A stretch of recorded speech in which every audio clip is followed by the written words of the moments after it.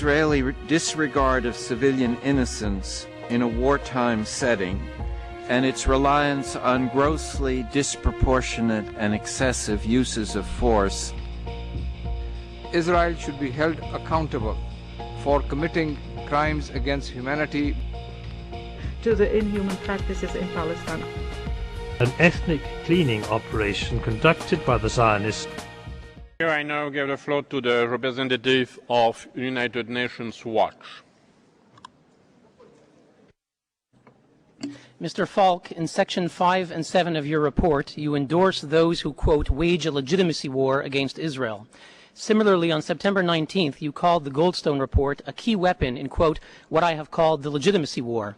Then it is true, is it not, that what you advocate is not opposition to this or that Israeli practice, but rather a war of legitimacy against a UN member state? Could you tell us, sir, how you justify this under the United Nations Charter? In this regard, on May 3rd, Judge Goldstone spoke about his report to an assembly of South African Jews, declaring, quote, I am not aware that it has or is being used to delegitimize Israel.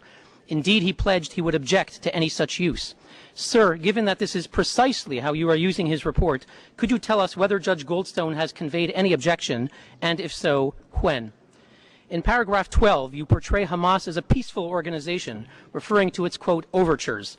Your support for Hamas has been so strong that according to a March 9th report by Palestinian news agency Ma'an, citing you as the source, the Palestinian Authority asked you to quit, not for a technical reason, but accusing you of being no less than, quote, a partisan of Hamas.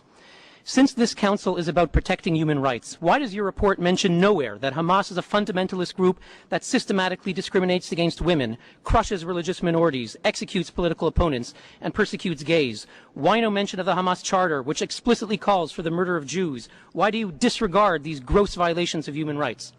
Your report makes a dismissive reference to terrorism.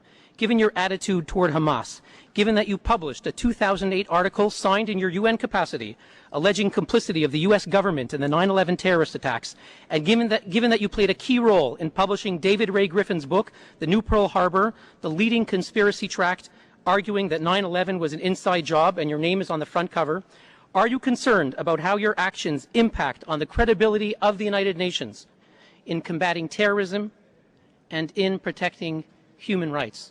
These, sir, are our questions. Thank you, Mr. President.